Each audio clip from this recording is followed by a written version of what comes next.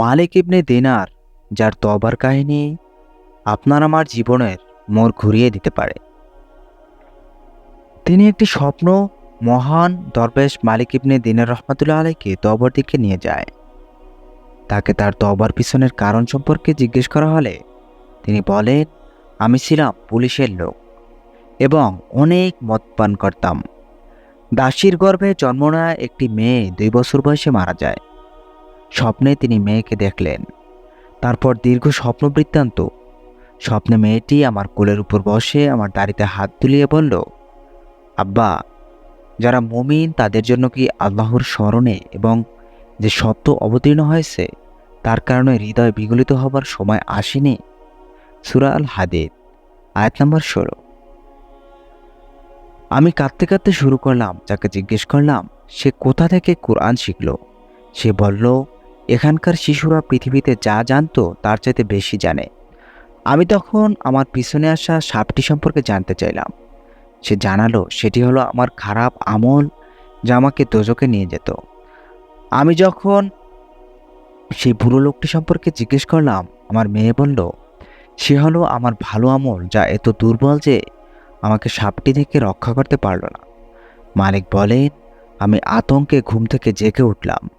আমি আমার মদের সব বোতল ভেঙে ফেললাম আর আল্লাহর কাছে তওবা করলাম। এই হচ্ছে আমার তওবার কাহিনী। মালিক দিনারের সমুদ্রযাত্রার পিছনের কারণ। ইসলাম প্রচার ও প্রসার ছিল তার একমাত্র উদ্দেশ্য। বিশ্বনবী করিম সাল্লাল্লাহু আলাইহি সাল্লামের প্রচারিত শান্তির বাণী ভুবনময় ছড়িয়ে দিতেই মালিক বিন দিনার এর এই হিজরত। হজরত মালিক বিন দিনার রহমাতুল্লাহ আলাইহি এর পরিচয়। হজরত মালিক দিনার রহমাতুল্লাহ আলাইহি হজরত হাসান বসরি রহমাতুল্লাহ আলাইহি এর জমানার লোক ছিলেন।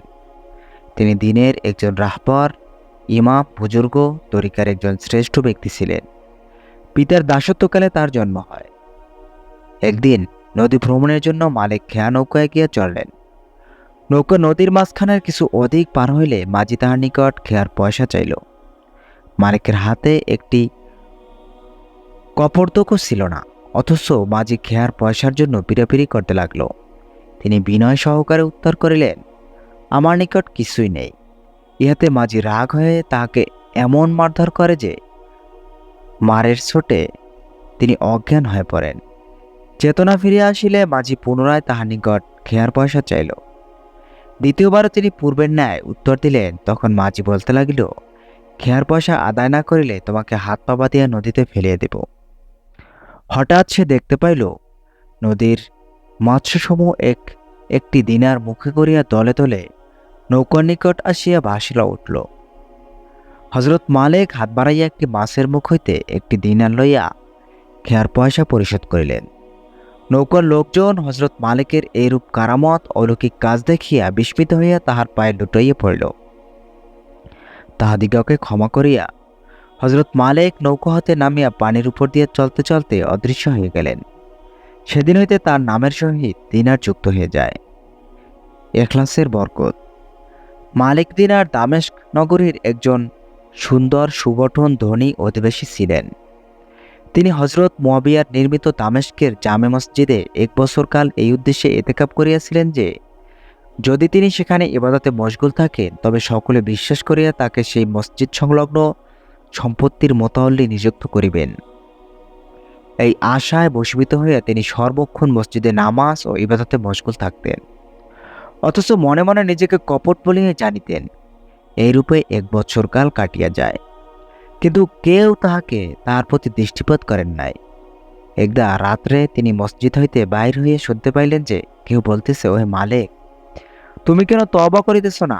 মালিক ইহা শুনিয়া বিচলিত হইলেন এবং ভাবতে লাগিলেন, 1 বছরকাল কপটভাবে ইবাদত করিয়াছি, ভক্তি ও ইখলাসের সহিত কিছুই করিলাম না। এই অনুতাপ করতে করতে সেই রাত্রি হইতে পবিত্র ও সরল মনে আল্লাহর ইবাদতে মশগুল হইলেন। পরদিন প্রাতে মুসল্লিগণ মসজিদে আসিয়া পরস্পর বলাবলি করতে লাগলেন, মসজিদে বড়ই বিশৃঙ্খলা ঘটিতেছে। একজন উপযুক্ত মোতাল্লি নিযুক্ত করা হইলে মসজিদের কার্য সুচারুরূপে সম্পন্ন হবে। মালিককে ব্যতীত আমরা অন্য কাহাকেও এই কার্যের উপযুক্ত পাত্র বলিয়া মনে করি না। অতঃপর সবাই একমত হয়ে হযরত মালিকের খেদমতে উপস্থিত হইল এবং মোতাওয়াল্লির পদ গ্রহণ করতে তাহাকে অনুরোধ জানাইল। হযরত মালিক মনে মনে বলতে লাগিলেন, হে আল্লাহ তাআলা, 1 বছর মুনাফিকের মতো তোমার ইবাদত করিয়াছি, কিন্তু কাহাকেও আমার প্রতি একবার দৃষ্টিপাত পর্যন্ত করতে দেখি নাই। আর একটি রাত্র সরল মনে ইবাদতে মশগুল ছিলাম বলে তুমি মোতাওয়াল্লি পদ প্রদানের জন্য কতিপয় ব্যক্তিকে আমার নিকট পাঠাইছ। আমি তোমার রহমতের কসম শপথ করিয়া বলতেছি, এখন আমার সে আকাঙ্ক্ষা আর নাই। এই বলিয়া তৎক্ষণাৎ তিনি মসজিদ হইতে বাহির হইয়া পড়লেন এবং মোতাওয়াল্লির পদ গ্রহণে অসম্মত হইয়া স্ত্রী ও সৃষ্টিকর্তার ইবাদতে নিজেকে বিলাইয়া দিলেন। দুনিয়ার হাকিকত, বসরার কোনো এক আমির বহু ধনসম্পত্তি রাখিয়া মারা যায়। তাহার এক পরমা সুন্দরী কন্যা তাহার বিষয় সম্পত্তির একমাত্র উত্তরাধিকারী হন। তিনি হযরত মালিকের সহধর্মিণী হইবার আকাঙ্ক্ষিনী হইয়া হযরত সাবেদ বুনানির নিকট আরজ করিলেন, আমি আল্লাহর ইবাদতের সাহায্য পাইবার আশায় হযরত মালিককে বিবাহ করতে ইচ্ছুক। আপনি আমার এই আন্তরিক আকাঙ্ক্ষা তাহাকে জানাইলে বড়ই সুখী হব। হযরত সাবেদ যথাসময়ে হযরত মালিকের নিকট উক্ত দস্তরখান পেশ করিলেন। মালিক উত্তরে বলিলেন, আমি দুনিয়াকে তালাক দিয়েছি। স্ত্রী গ্রহণ দুনিয়ার কাজকর্মের অন্তর্ভুক্ত। যাহাকে তালাক দেওয়া হয় তাহাকে পুনরায় বিবাহ করা যায় না। একদা হযরত মালিক এক গাছের ছায়ায় বিশ্রাম করিতেছিলেন। একটি কালো সাপ নার্গিস ফুলের ডাল মুখে করিয়া তাহার গায়ে বাতাস করিতেছিল। কষ্টের পরিণাম শান্তি। কথিত আছে যে তিনি বহুদিন আগে জেহাদ করতে ইচ্ছুক ছিলেন। একবার তাহার এই সুযোগ ঘটে, কিন্তু হঠাৎ তিনি জ্বরে আক্রান্ত হন। ফলে তিনি জেহাদে যোগদান করতে পারলেন না। এতে তিনি দুঃখে একেবারে অস্থির হইয়া শুয়ে পড়েন এবং মনে মনে বলতে লাগলেন, হে হতভাগ্য শরীর, মাওলার দরবারে যদি তোমার একটু কদর ও সম্মান থাকিত তবে এই শুভ মুহূর্তে কখনো তুমি জ্বর রোগে আক্রান্ত হইতে না। সঙ্গে সঙ্গে তিনি হাতেফ গায়েবী আওয়াজ শুনিলেন, হে মালিক, যদি তুমি জেহাদে যোগদান করিতে তবে বন্দী হইতে। বন্দী হইলে কাফেরগণ তোমাকে জোর করিয়া শূকরের গোস্ত খাওয়াইত। শূকরের গোস্ত খাইলে তুমি কাফের হইয়া পড়িতে। সুতরাং তোমার জ্বর আল্লাহ তাআলার তরফ হইতে এক বড় রহমত ব্যতীত আর কিছুই নয়। বুজুর্গে, একদা এক দাহরিয়ার যাহারা আল্লাহকে মানে না অর্থাৎ নাস্তিক, তার সহিত হযরত মালিকের বহস হয়। উভয়ের প্রত্যেকের দাবি করিলেন প্রত্যেকেই সত্যপথে আছেন। অবশেষে ঠিক হইল তাহারা উভয়ে হাত একত্র করিয়া বাঁধিয়া আগুনের মধ্যে রাখবেন। যাহার হাত আগুনে পুড়িয়া যাইবে সে মিথ্যুক বলিয়া সাব্যস্ত হইবে, তাহাই করা হইল। ফলে কারও হাত পুড়িল না। লোকে হযরত মালিককে বলতে লাগিল, উভয়ের ধর্মই সত্য। ইহাতে তিনি বড়ই মর্মাহত হইলেন এবং সিজদা যেয়ে কাঁদতে লাগলেন আর বললেন, হে আল্লাহ, 70 বছর যাবৎ তোমার ইবাদতে ও সুদীর্ঘ ঈমানের উপর চলিয়া সামান্য এক দাহরিয়ার সমান হইলাম। গায়েবে আওয়াজ হইল, হে মালিক, তোমার হাতই দাহরিয়ার হাতকে বাঁচাইছে। যদি এই দাহরিয়ার হাত স্বতন্ত্রভাবে আগুনে রাখিত তবে নিশ্চয়ই উহা জ্বলিয়া যাইত। একদা হযরত মালিক তিনার কঠিন রোগে আক্রান্ত হইয়া পড়েন। একটু আরোগ্য লাভের পর বিশেষ একটি কাজে তিনি বাজারে যাইতে বাধ্য হন। সেই সময় শহরের আমির মেয়র বাজারে আসিয়া উপস্থিত হইলেন। প্রহরীগণ রাস্তা হইতে সরিয়া যাও বলিয়া লোকদিগকে সরাইয়া দিতেছিল। শারীরিক দুর্বলতার জন্য রাস্তা হইতে সরিয়া যাইতে বিলম্ব হওয়া জনৈক প্রহরী হযরত মালিককে চাবুক মারে। তিনি বলিলেন, আল্লাহ, ইয়ার হাত কর্তিত হোক। পরদিন দেখা গেল সেই প্রহরীর হাত সত্যই কাটা অবস্থায় রাস্তার উপর পড়িয়া আছে। হযরত মালিকের এক প্রতিবেশী বড় জালেম ও দুষ্ট প্রকৃতির ছিল। লোকে সে জালেমের দুর্ব্যবহারে অনেক কষ্ট পাইতেছিল, কিন্তু কিছু সংখ্যক লোক তাহার অত্যাচারে জর্জরিত হইয়া হযরত মালিকের নিকট আসিয়া ওই জালেমের অত্যাচার হইতে নিস্তার পাওয়ার জন্য তাহার দোয়া প্রার্থী হন। হযরত মালিক উক্ত জালেমের বাড়ি যাইয়া অত্যাচার হইতে বিরত থাকিতে তাহাকে অনুরোধ করিলেন। হযরত মালিকের অনুরোধে অগ্রাহ্য করিয়া সে কর্কশভাবে বলিল, আমি বাদশাহের কর্মচারী, কারো সাধ্য নাই যে আমাকে শাসন করে।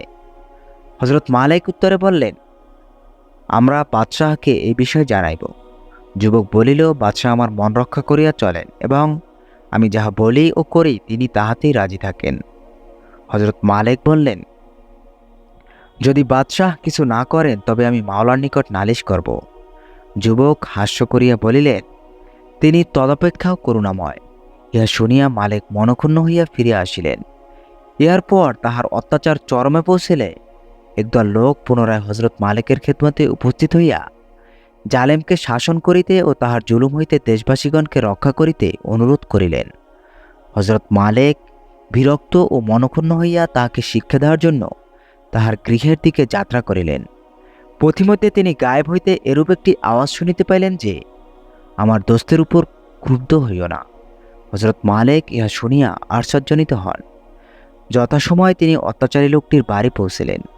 তাহাকে দেখিয়া সে বলিয়া উঠিলেন, আবার আগমন কিসের জন্য? হজরত মালিক বলিলেন, এবার তোমাকে একটি সুসংবাদ দিতে আসিয়াছি যে তোমার সম্বন্ধে একটি গায়েবী আওয়াজ শুনিয়াছি।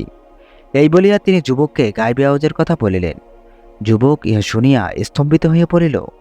যদি তাহাই হইয়া থাকে তবে আমার মনের গতি পরিবর্তন হইয়াছে।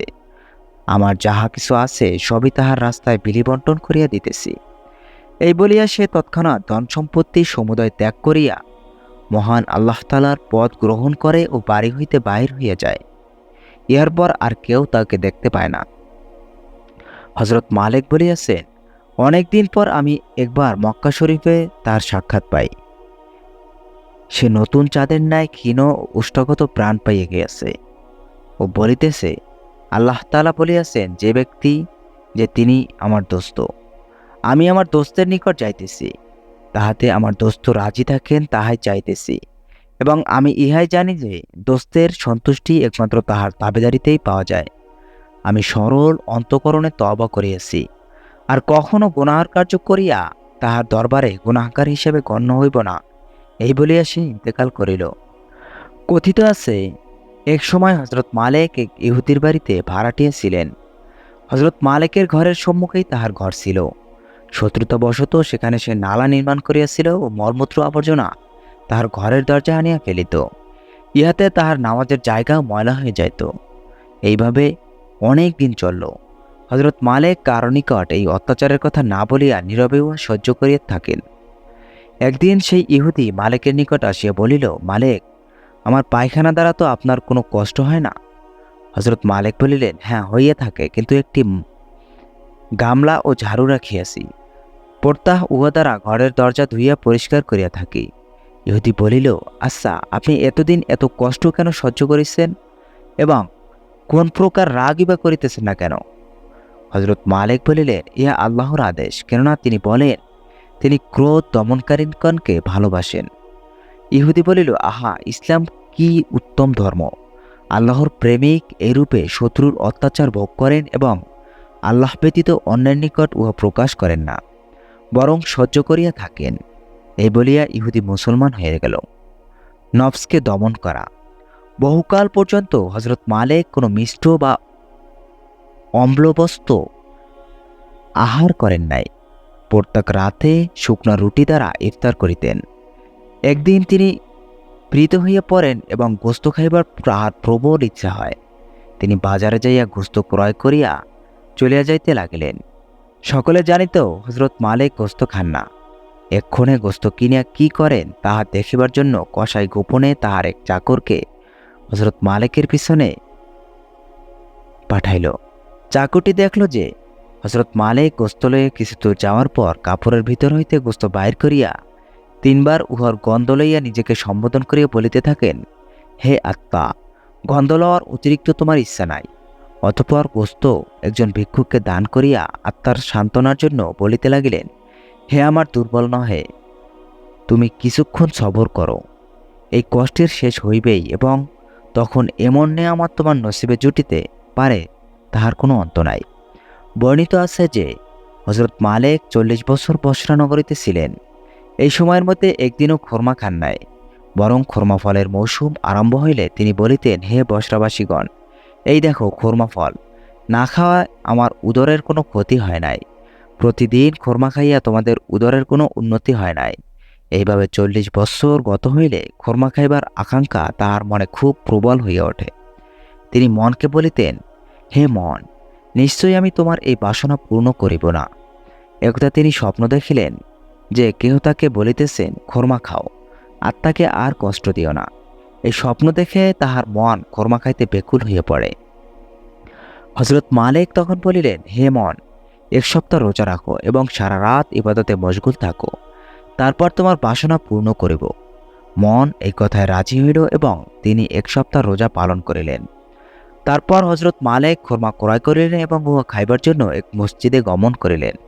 তাহাকে দেখিয়া এক বালক তাহার পিতাকে ডাকিয়া বলিল, বাবা, এখানে আসিয়া দেখো, এক ইহুদি মসজিদে বসিয়া খোরমা খাওয়ার উদ্যোগ করিতেছে। পিতা বলিল, ইহুদির মসজিদে কি প্রয়োজন?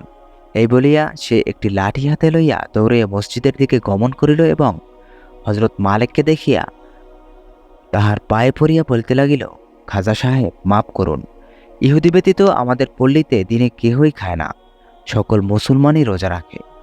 এজন্য বালক আপনাকে চিনিতে পারে নাই, জানে না বলিয়াই সে আপনাকে রূপ বলিয়াছে। ইহা শুনিয়া হযরত মালিক জজবার সাথে বলিলেন, বালকটির কথার মধ্যে গায়েবী ইঙ্গিত রহিয়াছে। তখন তিনি বলিলেন, হে আল্লাহ, খোরমা না খাইতেই একজন নির্দোষ শিশুর মুখ দিয়ে আমার নাম ইহুদি রাখা হইল। আর যদি খোরমা খাইতাম, তাহলে কাফিরের চেয়েও অদম হিসেবে আমি গণ্য হইতাম। আমি আর কখনো খোরমা খাইব না। কথিত আছে, এক রাত্রে বসরানগরীতে আগুন লাগে। হযরত মালিক নিজের লাঠি ও জোতা লইয়া ছাদের উপর উঠিয়া লোকদেরকে দুরবস্থা দেখতেছিলেন। কিছু সংখ্যক লোক পালাইতেছিল, আপন আপন দ্রব্য সামগ্রী সামলাইতে ব্যস্ত ছিল, আর কিছু সংখ্যক লোক আগুনে পুড়িয়া মরতেছিল। মালিক বলিলেন, কিয়ামতের মাঠেও এরূপ হবে। হালকা ভারবাহী লোক মুক্তি পাবে এবং গুরু ভারবাহী লোক ধ্বংস হবে। একদা হযরত মালিক একজন রোগীকে দেখিতে যান। তিনি বলেন, আমি যাইয়া দেখিলাম যে তাহার মৃত্যু নিকটবর্তী হইয়াছে। আমি তাহাকে কালেমার তালকিন করিতেছিলাম, কিন্তু সে কেবলই 10-11 10-11 বলিতে এবং কিছুতেই কালেমা উচ্চারণ করতে পারতেছিল না। অবশেষে আমাকে বলিল, ওহে শেখ, আমার সম্মুখে এক আগুনের পাহাড় উপস্থিত। যখনই আমি কালেমা পড়তে যাই, তখন উক্ত আগুন আমার দিকে অগ্রসর হয়। হযরত মালিক বলে, আমি এই অবস্থা দেখিয়া লোকদেরকে তার সম্পর্কে জিজ্ঞেস করিলাম। লোকেরা উত্তর করিল, সে একজন সুদখোর এবং ব্যবসায় মালের ওজনে কম দিত। আল্লাহর ভীতি। হযরত জাফর ইবনে সুলাইমান বলেন, একদা আমি হযরত মালিকের সঙ্গে মক্কা শরীফে ছিলাম।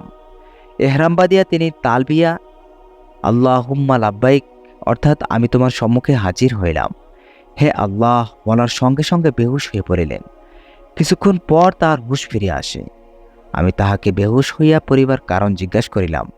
তিনি উত্তরে বলিলেন, ভয় হইল যদি আল্লাহর নিকট হইতে উত্তর আসে, লা লাব্বাইক, তুমি উপস্থিত নাও, আমি তখন কি করব?